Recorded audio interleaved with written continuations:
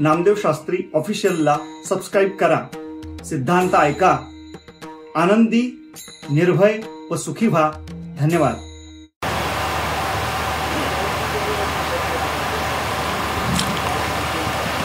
पुंडलिक वरदे हरिविठ्ठल श्री ज्ञानदेव ज्ञानेश्वर महाराज की जय.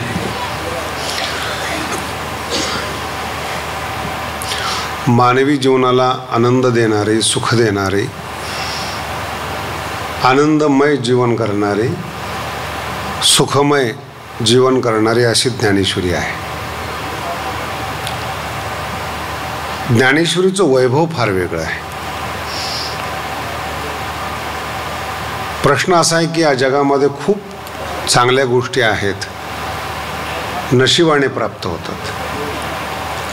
नशीब या शब्दाचा अर्थ आहे की योग्य आपल्याला मार्गदर्शन मिळालं पाहिजे.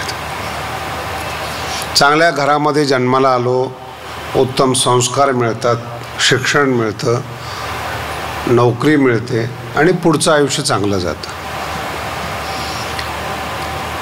काही वेळेस गरिबामध्ये जन्माला येऊन सुद्धा एक आतली प्रेरणा असते. प्रेरणा, त्या प्रेरणेला साधू संत भाग्य म्हणतात. हे जरुरी नाही की श्रीमंताच्या घरात तुम्ही जन्माला आला म्हणजेच तुम्ही मोठा झाला असा अर्थ नाही. पहिल्या दिवशी मी आपल्याला या घटनेची सूचना दिली होती की जगामध्ये, विशेष करून पृथ्वीमध्ये, श्रीमंत व्यक्ती असो किंवा गरीब व्यक्ती असो, अन्न वस्त्र निवारा सोडून तो काहीच करू शकत नाही. ही शरीराची मर्यादा आहे. शारीरिक जगणं ज्याला आपण म्हणू शकतो. ते पण अन्न चांगलं असेल तर बुद्धी चांगली राहणार, मन चांगलं राहणार वगैरे. पण जी प्रेरणा आहे, आतून निर्माण झालेली जी प्रेरणा आहे, ती फार महत्त्वाची प्रेरणा आहे. अमुकच व्यक्ती संत का होतो, अमुकच व्यक्तीला ज्ञानेश्वरी का आवडते, अमुकच व्यक्तीला पाप करायला का आवडतं, मोठी अवघड घटना आहे. कालचा विषय संपवत असताना मी या सिद्धांतावर थांबलो होतो की मन अमूर्त आहे आणि मनाच्या काही गरजा आहेत. त्या गरजा कशा आहेत, कशा स्वरूपात आहेत, त्याचा आजचा दिवस आहे. शारीरिक गरजा ह्या पदार्थानेच भागतात. लक्ष देऊन ऐका. शारीरिक गरजा हे पदार्थानेच भागतात. भूक लागली तुम्हाला, अन्नाशिवाय पर्याय नाही. डॉक्टर असो, सामान्य माणूस असो, विद्वान असो, श्रीमंत असो, शरीराच्या बाबतीमध्ये भूक लागल्यानंतर अन्नाशिवाय पर्याय नाही. इथपर्यंत सर्वसामान्य जीवन आहे. सर्वसामान्य. मातेच्या उदरातून जन्माला आलेला प्रत्येक व्यक्ती याच स्तरावर राहणार. त्याच्या शरीराला अन्न हे लागणारच. मग आता 100 वर्ष जगायचे आपल्याला, किती अन्न लागतं, त्याला किती पैसे लागतात, 50 लाख 1 कोटी लागत असतील. मग या 1 कोटीच्या अतिरिक्त जो पैसा आहे त्याचं काय करणार तो माणूस?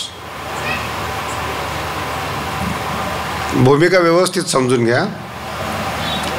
अन्नासाठी, वस्त्रासाठी, घरासाठी 1 कोटी 5 कोटी घ्या, आम्हाला काय द्यायचे नाही, तुम्हाला घ्यायचं नाही.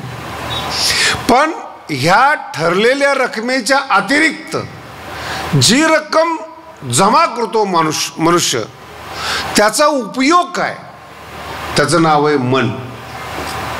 ती मनाची भूक आहे. मनाला पदार्थाशी काहीही संबंध नाही, पण मनाची भूक आहे. एखाद्या श्रीमंताच्या लग्नामध्ये 200-250 पदार्थ केले जातात आणि जगातल्या सगळ्या माणसाचा पोटाचा कोटा हा 750 ग्राम आहे. भाजी भाकरी खा, नाही तर 250 पदार्थ खा. मग एवढे पदार्थ का केले जातात? मी श्रीमंत हे दाखवण्यासाठी, खाण्यासाठी नाही. ते जर एखाद्याने जास्त खायला सुरुवात केली तर लोक अचंबित करतात, काय हावऱ्यासारखा खातो, मग ठेवलं कशा करता, खाऊ दे ना त्याला. प्रदर्शन आणि प्रेमाने देणं याच्यामध्ये फरक आहे. लग्न हे प्रदर्शन आहे, परमार्थ दर्शन आहे, वास्तव आहे परमार्थ.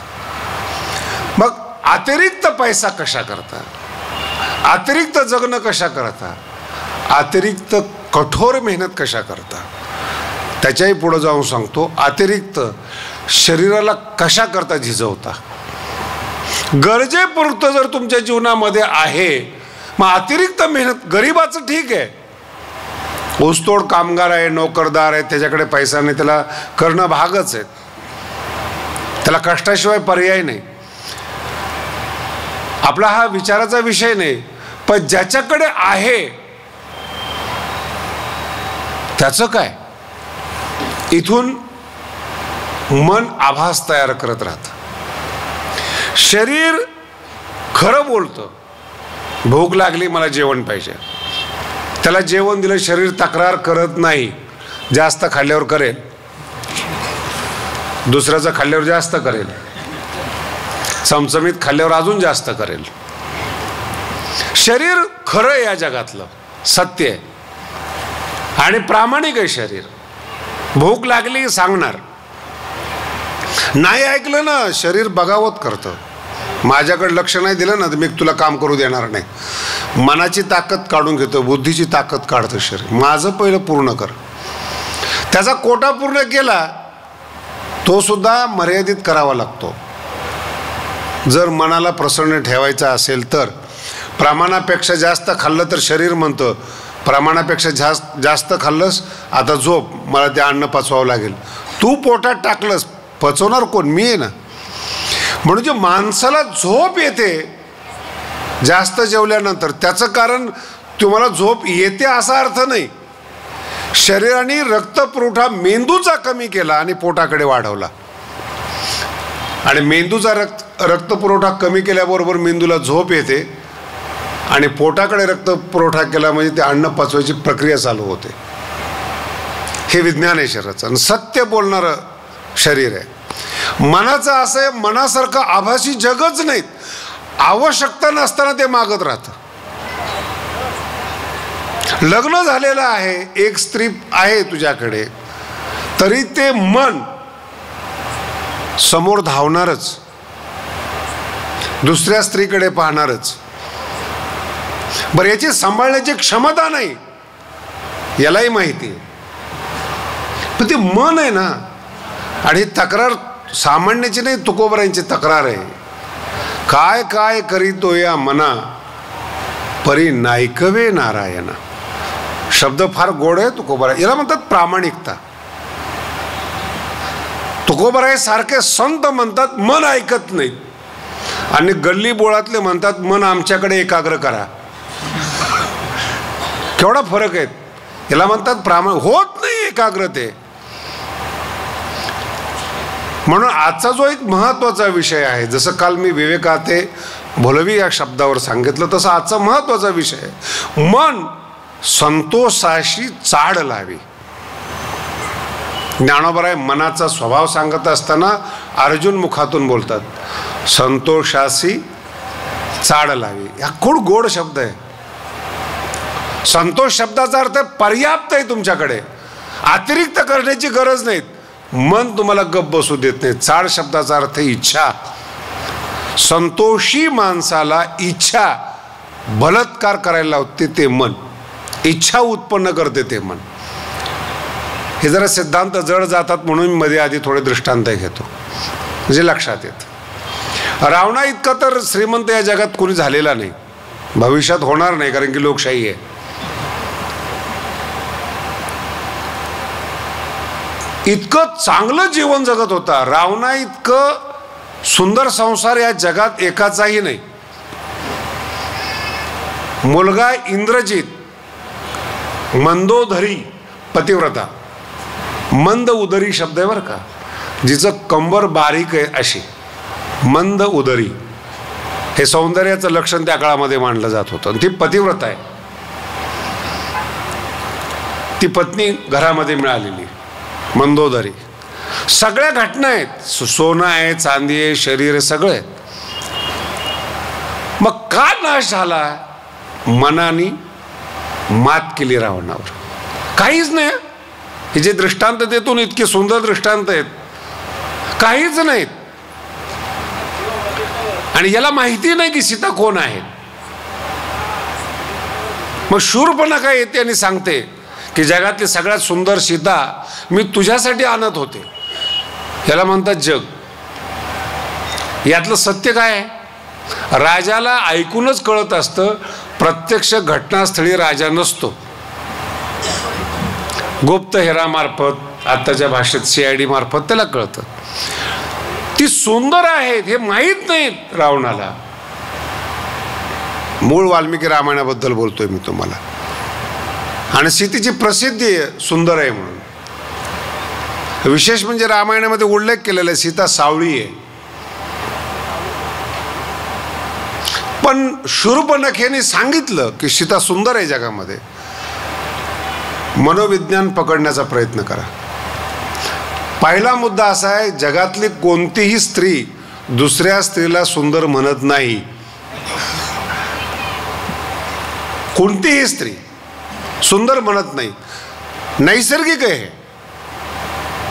याच्या विरुद्ध तिच्यात काय पाहिलं, आमच्यात काय कमी आहे, हा स्वभाव आहे. रावण विद्वान असल्यामुळे विचार करतो, स्त्री सांगते सुंदर स्त्री आहेत म्हणजे नक्की असली पाहिजेत. संतोषासी चाड लावी, ओवी विसरू नका.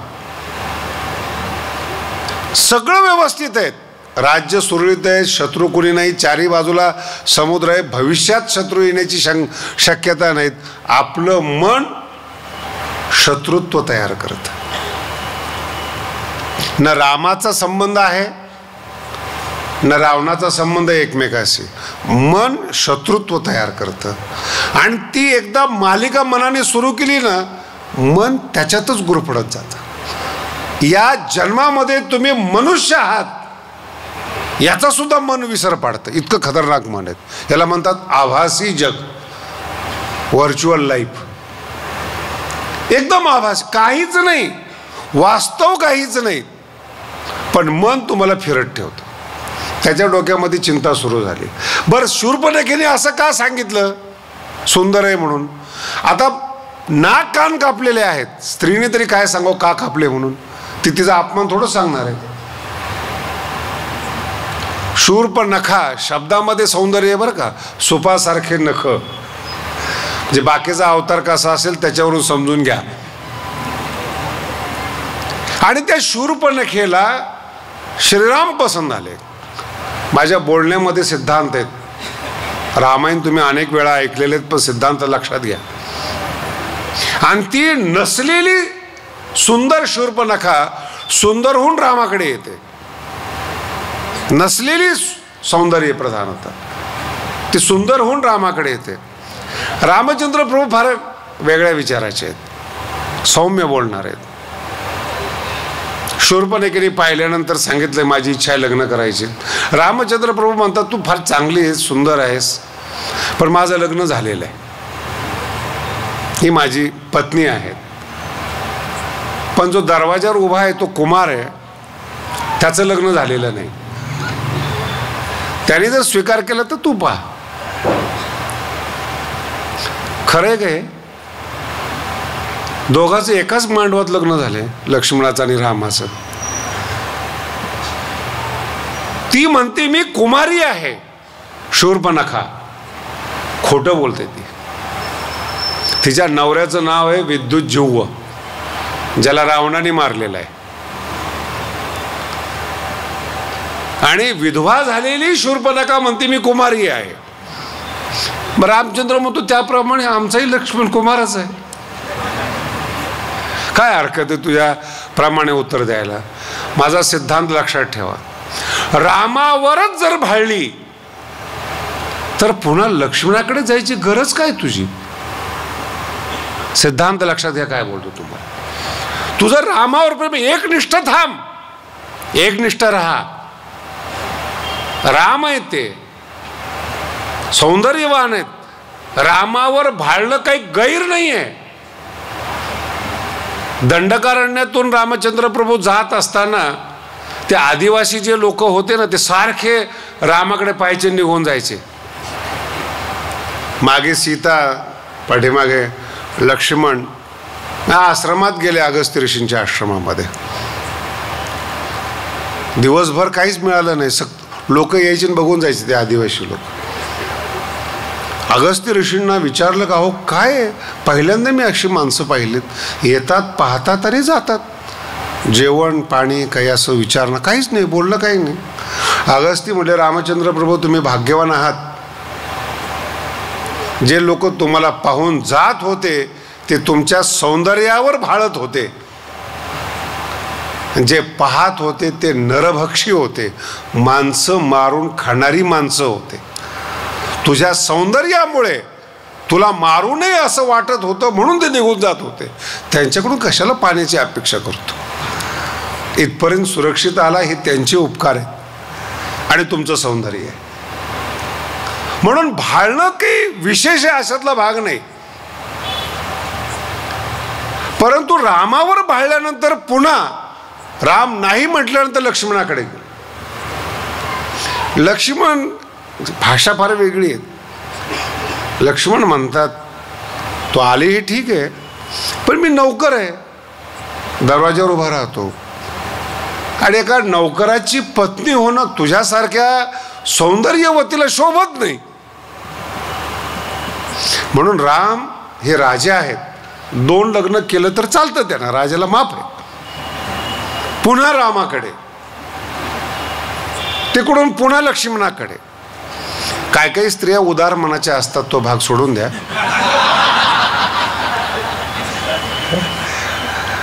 ज्ञानेश्वरीमध्ये याच्यासाठी ओवी आहेत, या विषयांचे ठाई एकनिष्ठता काही नाही. हे ज्ञानेश्वरी शिकवते आपल्याला. आपल्याला कळत नाही म्हणून दुःख होतं. ज्ञानेश्वरी वाचलं तर दुःख होणारच नाहीत. आनंद तर आपल्या आतमध्ये आहेच. हे ज्ञानेश्वरीचं वैशिष्ट्य आहे. दुःख नकोय. आणि शेवटी ती रागवते शूर्पणखा. नाक कान कापलं जाताना येते. काय सांगणार भावाला, का नाक कान कापले? जे घडलंय ते तर सांगता येत नाही. मग बदला घेण्यासाठी, आशय लक्षात घ्या, बदला घेण्यासाठी राम पाहिजेच. सीतेमुळे माझा स्वीकार केला नाही म्हणून शूर्पणखेचा राग सीतेवर आहे, रामावर नाही. ते म्हणत नाही रामाने किंवा लक्ष्मणाने माझे नाक कान कापलेत म्हणून. ते म्हणते सीता आहे, ती देखणी आहेत आणि मी तुझ्यासाठी आणत होते म्हणून भांडणं झाले. म्हणजे जर काय कमालीची मानसिकता असते. तुम्ही कधीतरी विचार करा या गोष्टीचा. कोणत्या स्तरावर माणसं जातात. समोरचा माणूस उद्ध्वस्त झाला तरी तो मला पाहिजे, याचं नाव आहे मानसिकता. आभासी जग पण पाहिजे. ते मन फार आग्रही आणि अट्टी असतं ते. आणि एका स्त्रीने सोन्याच्या संसाराच्या राजाचा नाश केला. तिचं नाव आहे शूर्पणखा.